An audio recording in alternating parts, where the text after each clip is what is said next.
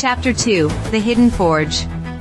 On the barracks floor, we hammered metal until sparks flew. The forge was a master teacher. So it is with opportunity, it is often forged where labor is fiercest.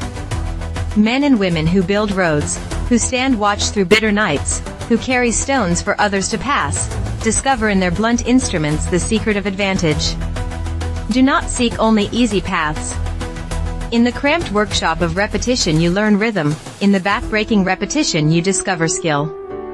The world gives its spoils to those who have learned to make their edge on the whetstone of routine and persistence.